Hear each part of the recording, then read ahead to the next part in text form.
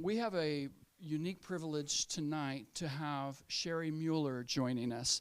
Sherry Mueller is the Distinguished Practitioner in Residence at the School of International Service at American University, where she teaches a graduate practicum entitled Cultural Diplomacy and International Exchange. So we're going to get in about 35 minutes tonight, what she normally takes a semester to do, right? So she currently serves as co-president of the Public Diplomacy Council of America. She served on the boards of World Learning, Friendship Force International, Pixera Global, am I saying that right? You're saying it exactly right. And the International Student House in Washington, D.C. So you must know our friends, the Eisenstats, and OSU graduate, so a good friend of our program. She's a member of the School of International Studies Dean's Board at American University. She's previously served as the president of Global Ties U.S. and worked for the Institute of International Education. So it is our privilege. She is quite famous in this area and well-known, and one of the most prominent voices in public diplomacy in the U.S. And so it's our privilege to welcome Sherry Mueller. Thank you. Thank you. Well, that's the kind of introduction that you wish your parents were around to hear, right? Thank you, Dean Kluver.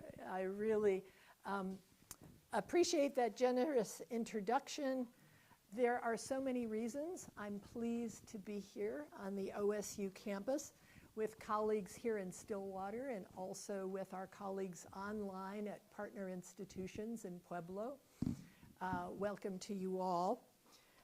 Dr. Jamie Fullerton, I'm particularly honored to have accepted your invitation to be here.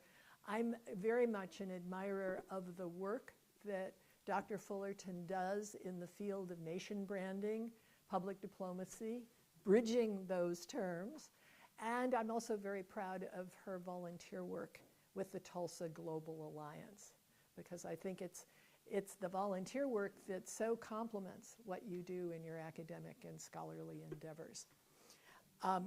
In prep for my visit, I really enjoyed learning about the impressive history of this institution that started in 1890 as the Oklahoma Agricultural and Mechanical College. And I was particularly interested, where are my tour guides? Kara and Harley did a wonderful tour this morning, and one of the places we stopped was to see Henry Bennett's statue. And I was fascinated by his being recruited by President Truman in 1950 to go to Washington, I think it was as an assistant or secretary of state, to head up what was then called the Technical Cooperation Administration. Administered something called Point 4, which was a very big deal at the time and a precursor to our work currently in the U.S. Agency for International Development. So just learning more about his impressive time here and then his global impact was a wonderful story to underpin what I'm learning about the work you're doing now. Growing up, my heroes were always cowboys, okay? And most of you are too young, but there was Gene Autry and Roy Rogers and the Lone Ranger. And so to be on the campus of a place where the mascot is a cowboy, where we are all cowboys together, I enjoyed learning a lot about Frank Eaton and the incredible role he played in the early years of the institution. I also was fascinated to learn that a prominent alumnus is Garth Brooks. And so as part of my prep, I listened to the Thunder Rolls and the dance. And I hate to tell you, I love the Friends in Low Places. But So do we. But the key reason that I really am here and am very honored to be here is because this is the home of the Charles Chick Dombach Fellowship Fund. And established in 2022 has made great strides And I'm lucky enough to count Chick as a, and by the way, I bring greetings. I just got off the phone with him a couple of hours ago. Count Chick is a respected professional colleague and a dear friend. And for those of you who haven't read his memoir, Exhaust the Limits, I'm in it as part of, yes, we were married in Saudi Arabia for a week. So somebody can ask me about that later. But Chick is a consummate citizen diplomat and really gets us into the meat of what we're talking about today. Where is Clinton? Clinton? Yeah, oh, there you are.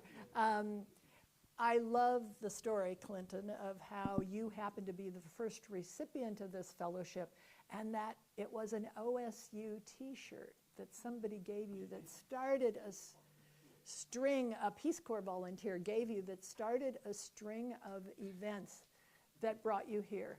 And to me, that wonderful story illustrates how you never know what seed you're planting. I do believe in peace through agriculture, but and I know, and Tabitha, nice to see you again too. I know that Clinton, you embrace the values that Chick and his career have embodied. And I suspect you were all glad to hear the acceptance speech at the Oscars, where Cillian Murphy dedicated his Oscar to the peacemakers. I thought that was a very special moment. And I love the sign. We had some photos of some photo ops in front of How Will You Change the World? And I had a very large birthday recently. And one of my friends came, and Chick and Kay were there. One of my friends came up to me and said, Sherry, are you still in the business of saving the world? And I said, yes, but at this advanced age, I know how reluctant the world is to be saved. But that's no excuse for not trying. And I know that there are a lot of people in this room who will answer that question in a very positive way. We almost called this presentation, Please Speak to Strangers. And I told this story at the Global Ties conference last week. So Allie and Gary and Jeremy and Moses will have to sit through it again. And I'm sorry about that. But one of the things, I grew up on a farm in northern Illinois. And my biggest claim to fame before I went to go to my undergrad work at the School of International Service at American University was I had won the DuPage County Beef Showmanship Trophy in 4-H, not once but twice. Okay? And so there was nothing international in my background until my 4-H leader was one of the first farmers to go to the then Soviet Union on a farmer-to-farmer exchange. That was one of the first exchanges that came out of a Soviet-American cultural pact that was signed back in 1958. I don't know what was so impactful about the slides he brought back to our club. I just knew I was never the same after that. I think I expected their wheat to be red or something, but the familiarity of the visions, and I subsequently went to the Soviet Union a number of times on exchange programs, and I signed up as a result of Mr. Schramer's efforts to show the slides and try to help us understand the great impact that had had on him as one of those first participants. And so I signed up for an experiment, an international living youth exchange program to live in Germany for a summer with a family. And I knew no one in Germany. I didn't know my group leader. I didn't know the Americans in my group. And the last thing Mom said to me at O'Hare Airport when she and my dad took me there to catch a plane to go to New York to catch a student ship, it was that long ago, okay? She said, Sherry, remember, don't speak to strangers. So I have made a career out of speaking to strangers and encouraging and training other people to do it, hopefully effectively. And that theme will run through my comments today. I believe that we as a country really need to ramp up our efforts to speak to strangers and our ability to do it. Now, I have 3 questions for the audience as part of my presentation. The first question for you is, how many of you think of yourselves as citizen diplomats? Hands, please. Okay. Citizen diplomacy is one way to define it, is the concept that the individual has the responsibility, has the right, even the responsibility, to help shape foreign relations. We used to say one handshake at a time, and hopefully we'll get back to that. We all really are citizen diplomats. Most of us don't think of ourselves that way, but whatever you say, whether it's online or whether it's in person, whatever you do, whatever photos you post, you are constantly helping others develop their idea of your country and your culture. We all really are citizen diplomats. There are 2 types of citizen diplomacy. One I define as spontaneous. You're on a street corner in Washington and you see people poring over their phone, and they're obviously trying to figure out why there are 2 15th Streets, but and you go up and you say, may I help you? The other type of citizen diplomacy I refer to as deliberate citizen diplomacy. You make an effort, most likely as part of an exchange program, to have some orientation, to deliberately choose a program. And I think often the role of the individual in international affairs is underestimated. And yet, if anything, it's grown dramatically. I mean, one person can cause a major international incident. Probably the miracle is not more of those have happened than already did. One of the assignments I like to give my students is to read an article, and I will give it all to you when you get home. Google an article called Requisite, let's see, it's by Elihu Root, who was Secretary of War under President McKinley and Secretary of State under Teddy Roosevelt. And in 1922, in the first issue of Foreign Affairs ever published, he wrote this. And I want you to listen to it very carefully and to substitute the term social media for yellow journals and see whether you think this resonates. Remember, he did this more than a century ago. He said, political demagogues, or he wrote, political demagogues will seek popularity by public speeches full of insult to foreign countries. And yellow journals will seek to increase their circulation by appeals to prejudice against foreigners. Such public expressions bring discredit upon our country and injure its business and imperil its peace. They will practically cease whenever the American public condemns them. That will come when the American public more fully understands international relations. Unfortunately, it still resonates. It still rings true. The American public still hasn't grasped as much as they need to make wise decisions about foreign relations. And I think it's ironic but understandable that generals are often the biggest supporters of citizen diplomacy and international exchange. They've seen war firsthand. They grasp its stupidity and its long-term consequences. I'm thinking, who did I speak to who's going to be working with refugees in Slovakia? Yeah, yes, an example of how wars are so much more costly than even the horrible amounts of billions of dollars that appear in the beginning. President Eisenhower was a particular supporter of citizen diplomacy, and he conducted a White House summit on citizen diplomacy in 1956. Got a lot of business people together, Hallmark cards. It's one of the reasons the People to People organization was headquartered in Kansas City. But listen to what he said, because I think his call to action still applies.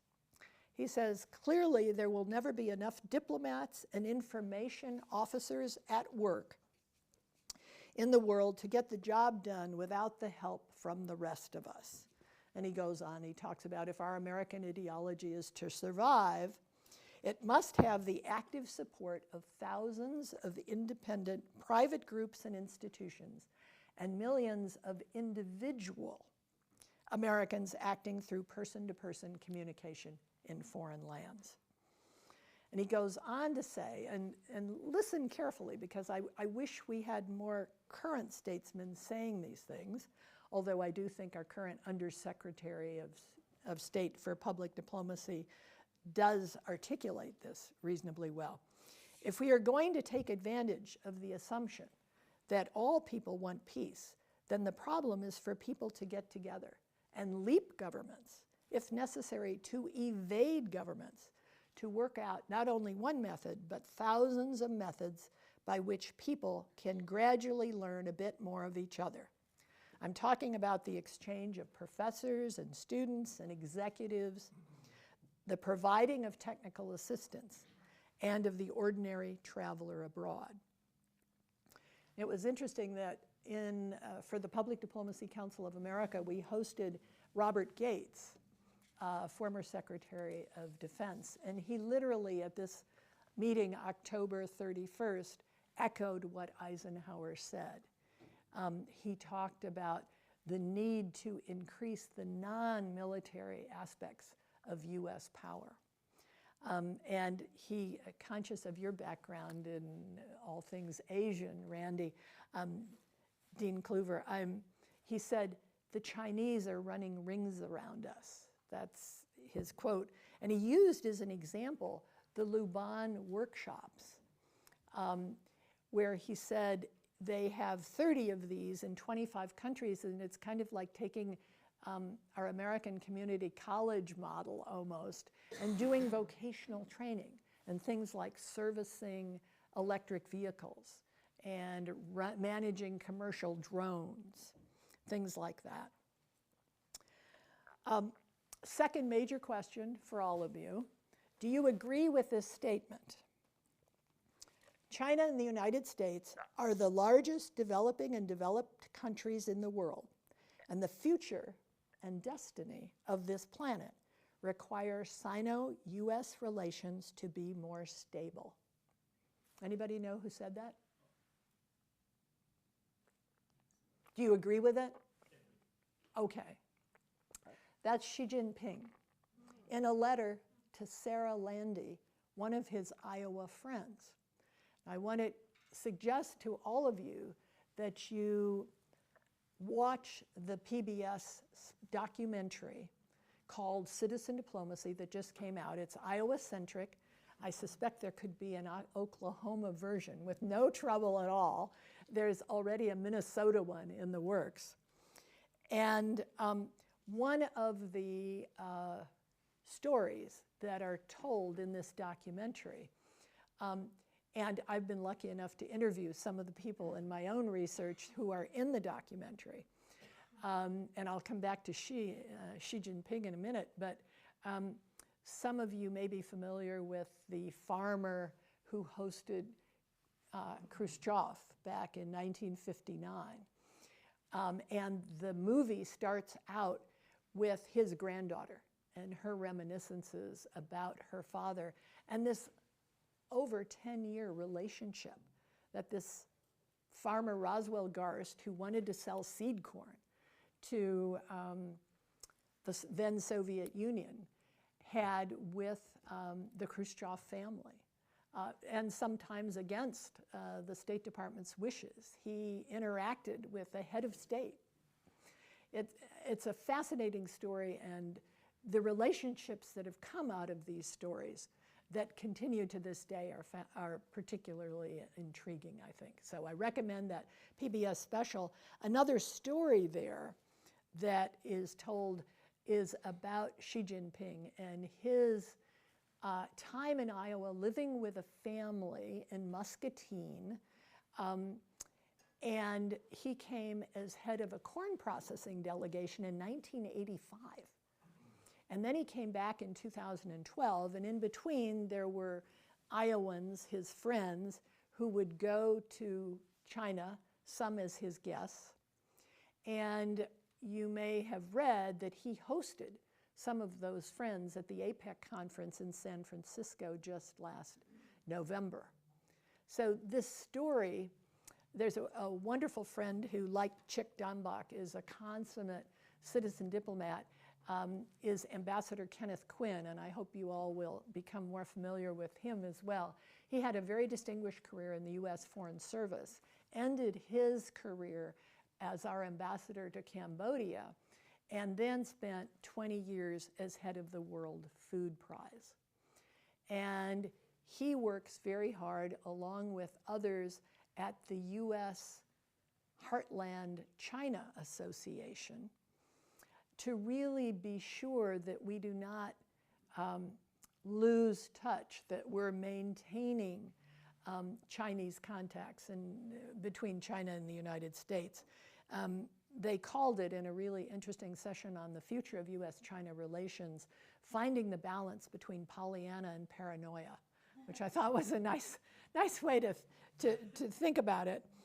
His mantra is peace through agriculture, and he'll remind folks that, hey, the Chinese bought somewhere between $7 and $9 billion worth of soy products from Iowa last year. And for Iowa, that is a huge deal. And I think it's the work that he and others are doing to really maintain those relationships almost under the radar is tremendously important. And that the more we can do, more citizen diplomacy that exists, the safer we'll all be. I wanted to just make a comment about public diplomacy and citizen diplomacy and the difference. And I'm quick to add that definitions, as Dr. Fullerton and I have discovered and discussed, these definitions shift. Different schools of international affairs might define it differently. Certainly when I teach back at American University, I talk about public diplomacy as funding from the US government for things like the Fulbright program, the International Visitor Leadership Program, the Voice of America, various cultural exchange programs abroad. Funding that public diplomacy is government-funded activity to help shape public opinion abroad. I would argue that citizen diplomacy is both sometimes part of public diplomacy and sometimes moves well beyond it. And the example of Ambassador Quinn would be a good one. A good example of where they're combined would be, and some of you have participated in the International Visitor Leadership Program of our State Department, or have been involved in Global Ties membership, as in the Tulsa Global Alliance or the Oklahoma City Group. And for example, that's a government-funded program, so I would argue it's part of the US toolkit in public diplomacy. But it does involve to offer home hospitality, to offer professional meetings, community events. It involves volunteer citizen diplomats. So that would be a good example of where they mesh. But there are so many other programs that are independent of government funding that nonetheless help shape another country's opinion of the United States or vice versa.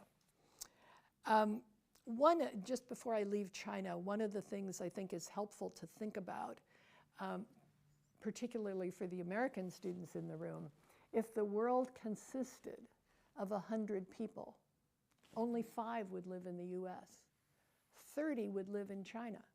What don't we get about needing to interact with them in a constructive way? And it saddens me very much that both political parties get a lot of mileage out of bashing China. And I just don't believe bashing helps either side. So anyway, I'll get off my soapbox on that. I know I have experts in the room who can help. I wanted to just say a word. Sometimes people say, well, you know, what are some of the characteristics or the ways to look at measure success? And I would argue that actually, whether you're talking about public diplomacy, educational exchange, cultural diplomacy, the 3 R's I'm going to describe really capture that. The first R, and some of you are old enough to know what the original 3 R's were, and we'll save that for later. First R in this case is relationship building. Exchanges, citizen diplomacy at its best, builds long-term relationships. And those relationships are the web of human connections that makes coming to climate accords or trade agreements or security pacts more likely to happen in a constructive way. It requires honest communication, and some of you know the reference in the title that we did choose for today, the last 3 feet. How many of you have heard that term or know what it is? Okay, a few of you. Some of you will remember a very famous journalist named Edward R. Murrow, who started his career, interestingly enough, at the Institute of International Education, rescuing scholars, had a brilliant career with CBS, and ended his career as director of what was the United States Information Agency. And he always talked about the most important distance in communication is the last 3 feet. Between you and another person, now it's come between you and your computer screen if you're in a Zoom meeting.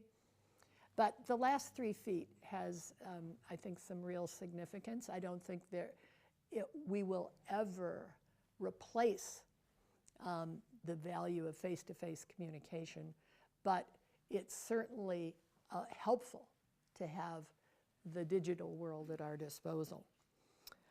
One other, and the people who gave me, Harley and Kara know I love quotes, so I was in heaven on the elevators in the business school. And one of my favorite quotes about communication is by George Bernard Shaw. Where's Jemima? Okay. All right. You probably know this one. The biggest obstacle to communication is the illusion that it has occurred. And I think all of us sometimes need to step back and say, did I really reach across that 3 feet? Second R, reciprocity. We need to get out of the donor-recipient relationship and think more. I did like the partnerships part of the name of the school a lot, because I'm a great believer that approach, whether you're talking about international exchanges or other programs, is very helpful.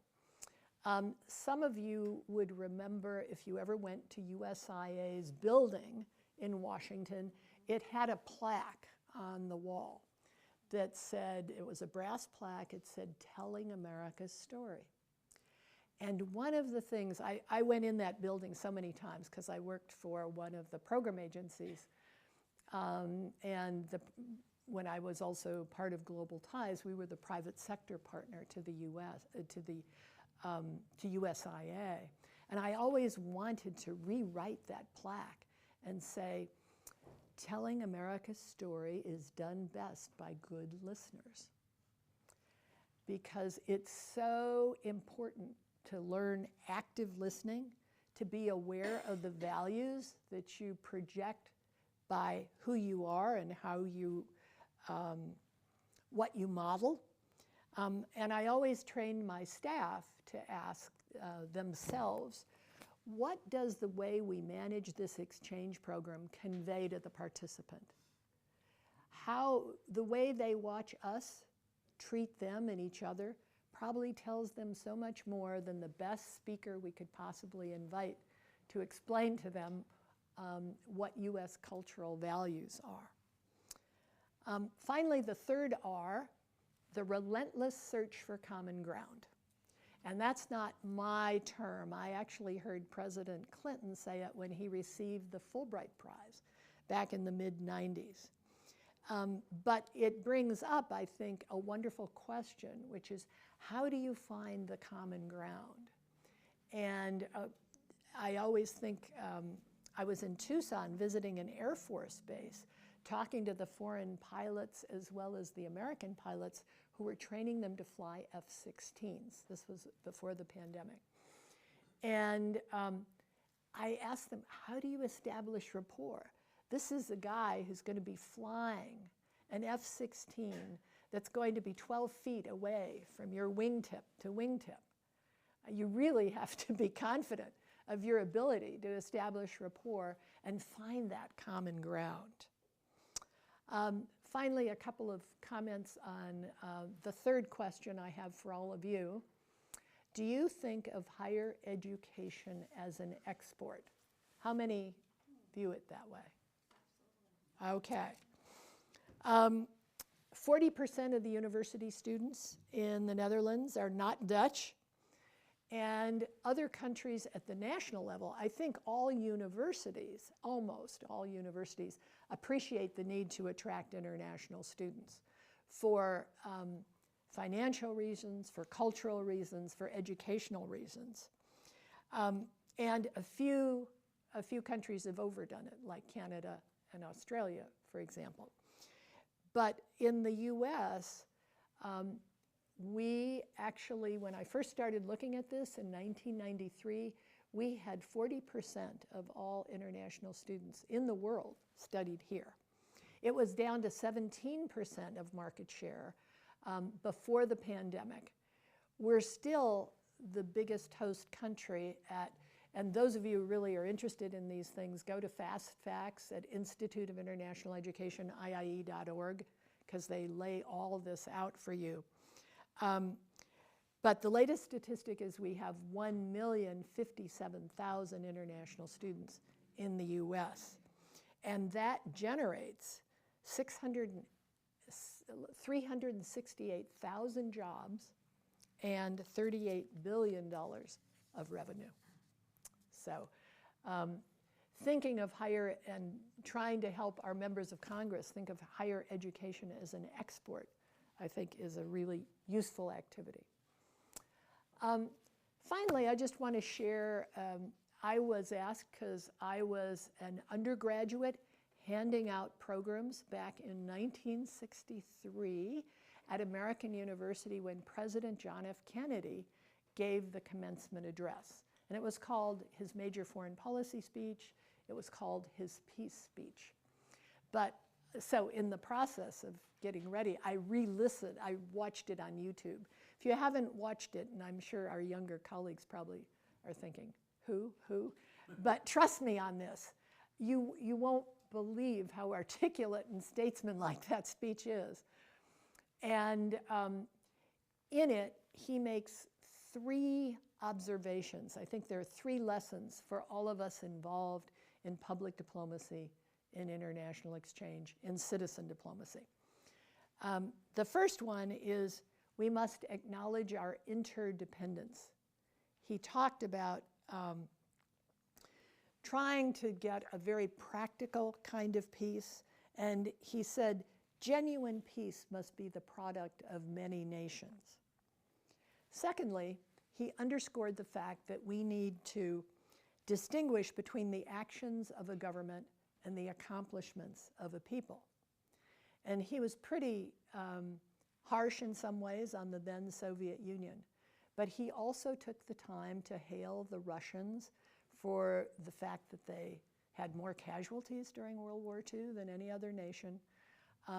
and for their achievements in history, in literature, in art, in science, I meant to say. And that, I think it's important because it lets you be more relaxed as a citizen diplomat if you make that distinction. Finally, and I think this is sort of the heart of what he had to say, he said you need to underscore our differences and yes, admit them. And often I think when we do things with international students, we try to appreciate and highlight the positive parts of those differences. But I think it's even more important, and he stressed it, to focus on common human aspirations. And listen to this, how he said this. If we cannot end our differences, at least we can help make the world safe for diversity. For in the final analysis, our most common link is that we all inhabit this small planet. We all breathe the same air. We all cherish our children's future. And we are all mortal. So I'll leave you pondering that. Urge you again, please speak to strangers. And thank you for being such a wonderful, attentive audience.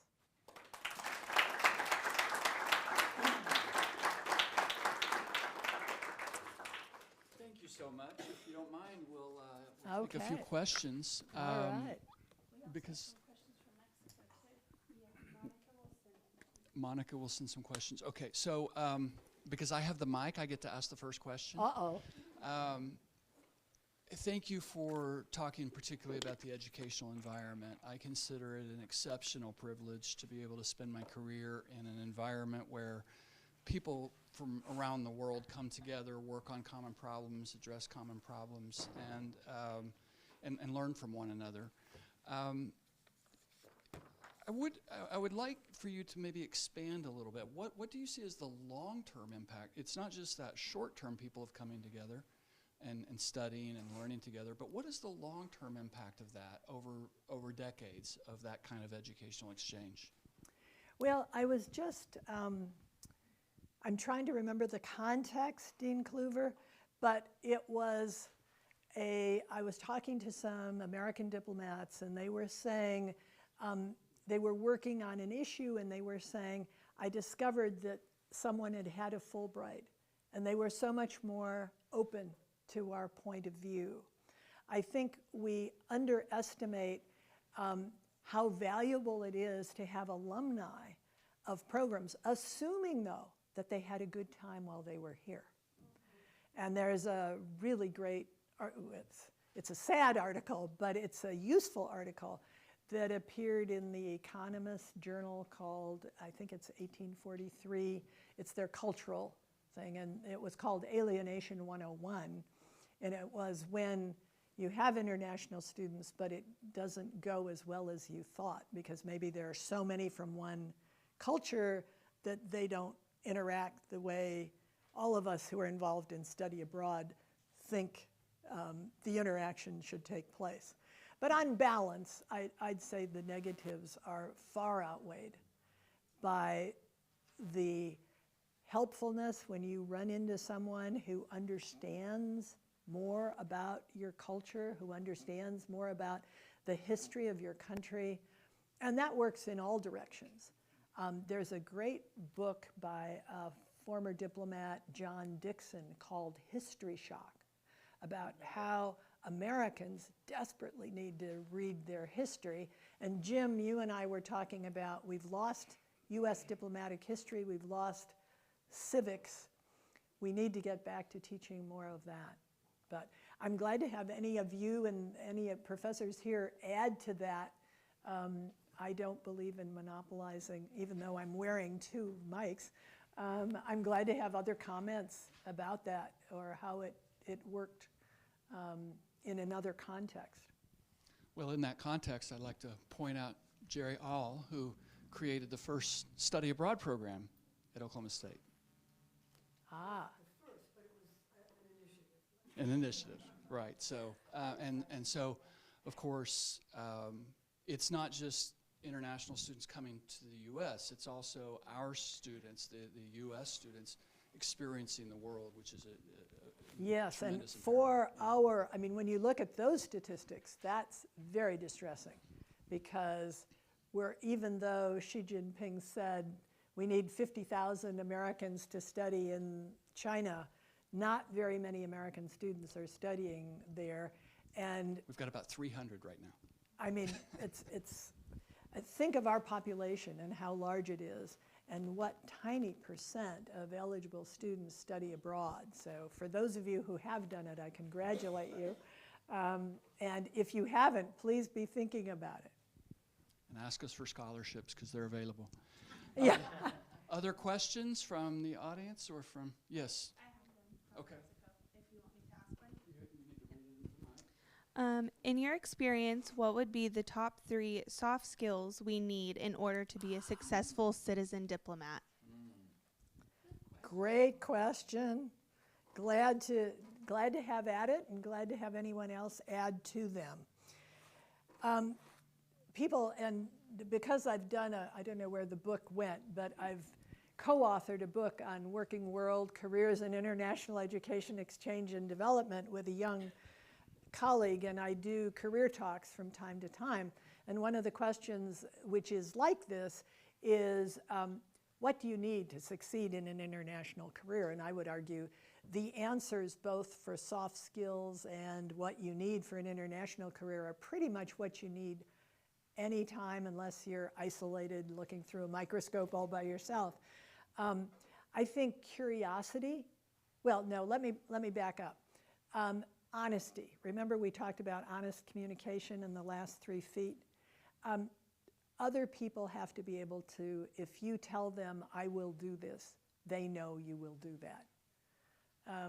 It's a very simple, sort of simple thing, but I often have really good discussions of what is professionalism with my students, and at the top of the list is always, if you tell me you've done it, I can count on the fact that you've done it.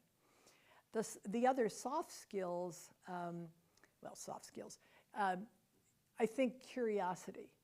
The thing that it makes people interesting people in general is that they continue to learn. They continue to ask questions.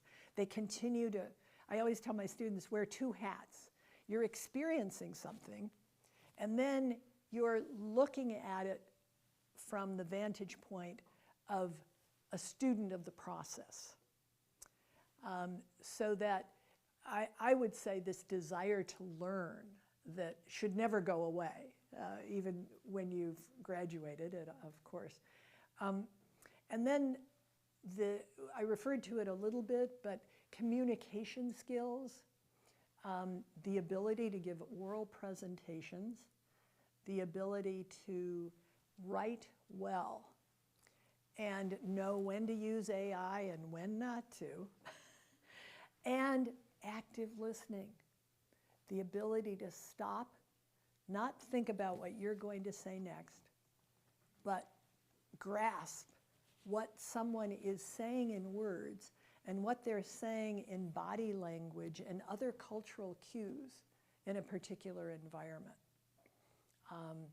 So I'll stop there because we're on one of my favorite topics and it's very dangerous and nobody else will get to ask a question other than soft skills. But I don't like the term soft. I wish Joe Nye had called soft power something else because it's so important. It's what Nick Cull, a wonderful professor who serves on the board of the Public Diplomacy Council of America, he calls reputational security, which is a bit broader than I think Joe Nye meant, but it captures the idea that if people are attracted to you for your culture, for the values that you are known for, that is such an asset in international relations. And that's why I go back to my comments about Elihu Root, who wrote that article.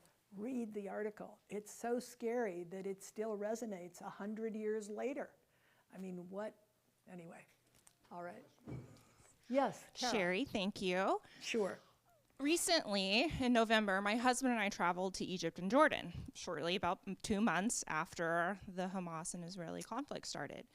And before going, everyone looked at us and said, "What are you doing? You're crazy. They hate us. You know, we got jokes. Tell them you're Canadian."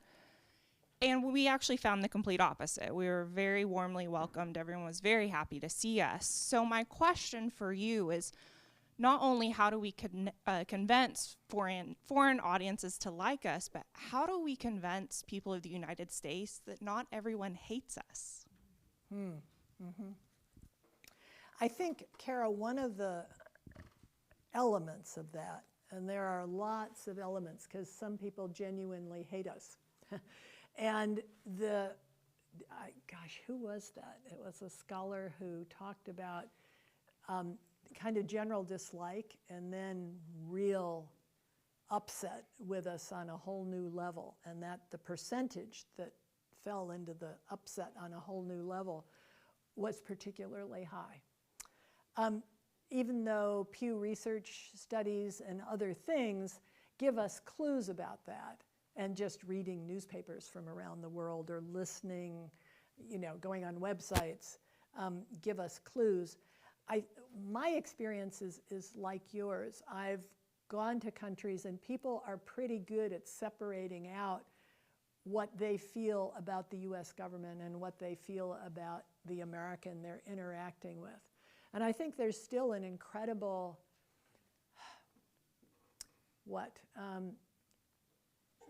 people want to believe the best of us. And when they see a friendly American who genuinely wants to learn, they're very forgiving. I think we have such a culture of fear and so many people feeding that one of the challenges is getting American students to study abroad. And one of the things I have fun discussing with people who are steeped in exchange programs is when I took a group on the Experiment in International Living to the then Soviet Union. This was 1969. I was a grad student myself, but I had undergrads with me. There were 12 of us. We lived in the sports camp of the Kiev Medical Institute. Everybody had to have a minimum of 2 years of Russian. And a couple of the American young ladies came to me and said, "We cannot deal with the facilities." And we won't go into descriptions. And I said, "Look, I was a group leader, give it 3 days. If you feel the same way, I'll get you out of here." They wanted to go home. And now I think, okay, fast forward decades, those girls would be on the phone, on the internet, one way or another, with their parents insisting they come home. And so my question is, can you have a real immersion experience anymore? And how do those of us who are involved in orientation and evaluating these kinds of programs help young people deal with that and appreciate their own resilience? They don't have to go home right away. They can survive this kind of thing. So your question brings a lot of questions about how do we just get over. I mean, I've been lucky enough to travel in some places and, people will say, "Well, why do you want to go there?" Because I'm curious, Yes, next. My question kind of follows up on that. I feel like in this world that truly is getting smaller and smaller, America, unfortunately, seems to be becoming more and more isolated. When I talk to young people about how wonderful it is to live overseas, I get that same reaction. Why would you ever want to do that? Mm-hmm. And I am disheartened at, instead of moving forward, we're moving backward in this. Yeah. So what do we do? Whoa, if I could answer that. Scholarships. Couple of thoughts, though. I get a little uneasy with the concept that the world is getting smaller. And I often will say, how many of you have been to Disney World and seen It's a Small World after all? How many of you? Some, yeah, okay. I hate that song. Not because the concept that they had isn't right. It's correct. We want to learn about other cultures. But because the world of the individual has grown so dramatically, you have so much more, information. I mean, just think about it. You've beat Thomas Jefferson over and over, you know? Our worlds are so large now. The challenge is how do we process the way we get so many chunks of information from so many places? And what can the human brain handle? There's a professor of communication at MIT. I'd urge you all to look at Sherry Turkle's stuff. She handles this and she talks about the essential nature of getting off your devices. Because I think part of what you're identifying is that the algorithms are set up. I mean, if you really want to read a book that will scare you, read Zucked. The algorithms are set up so that the fear is what is extrapolated and expanded and accelerated. And sometimes when I think about it, I don't think we're as divided. I mean, when I can sit down with some colleagues who share different ideas than I do and talk about politics with them, usually we can find a few things to agree on. But this notion from some of our politicians, well, we're not going to talk to them. I mean, that's insane. And I would argue that it's important to get involved in the political process, as discouraging as it may be, because if we don't, who will?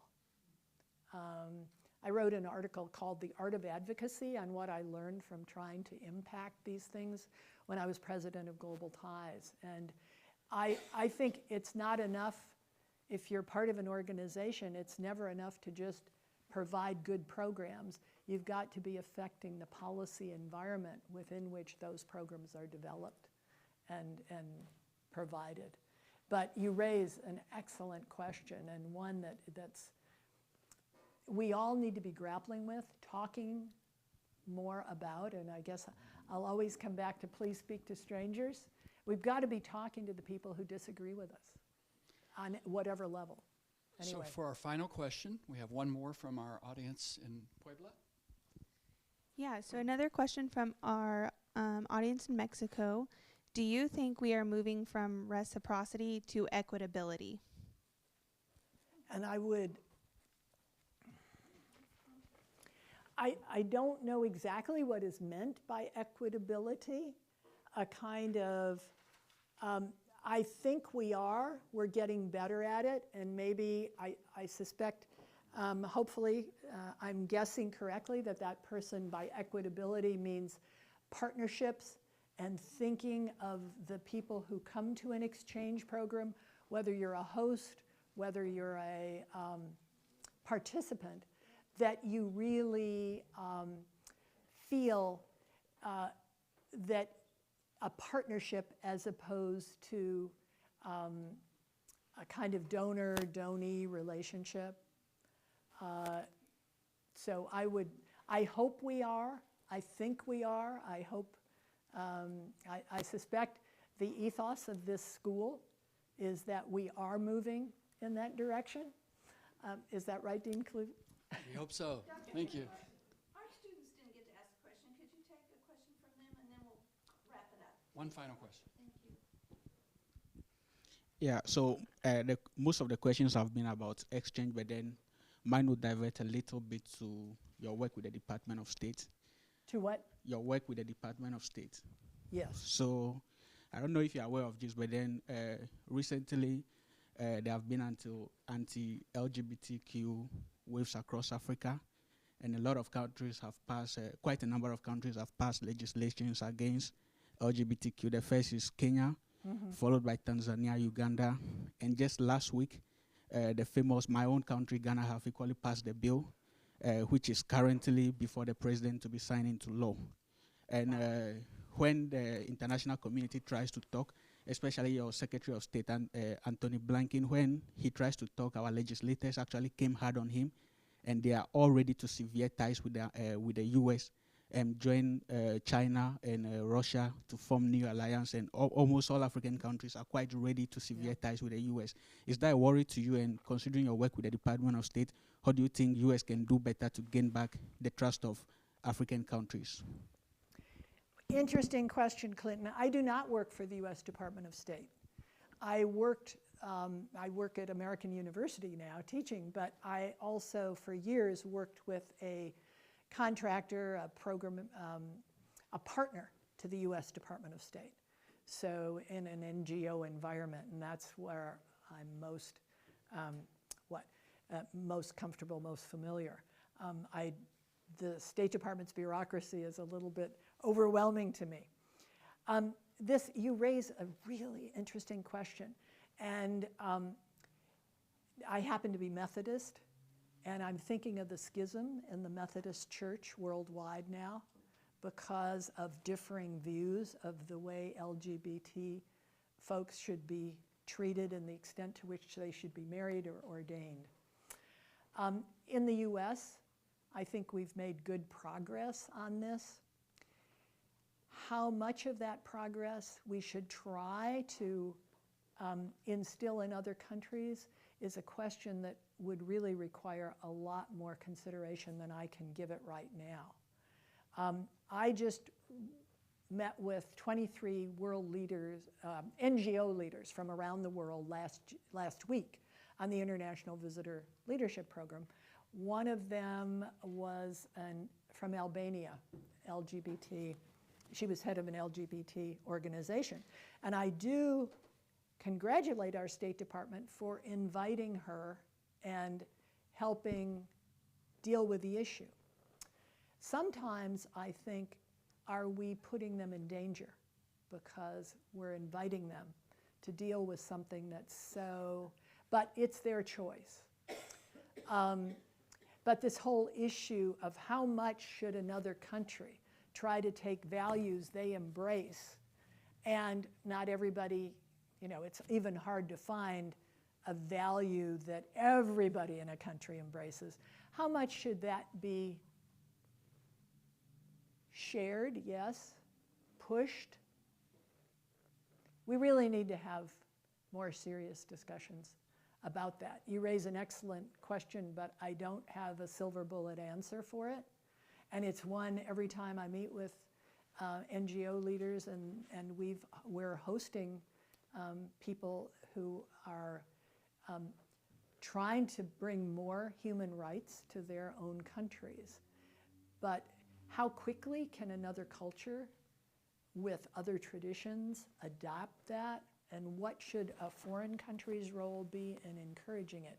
Those are the stuff of much more time, a discussion that is much more time than we have for now. But really good questions, and I thank you and remind you all to please speak to strangers.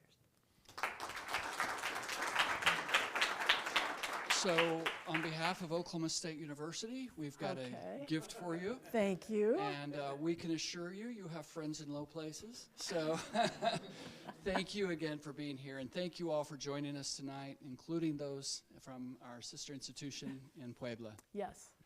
Thank you very much. Thank you. Great time.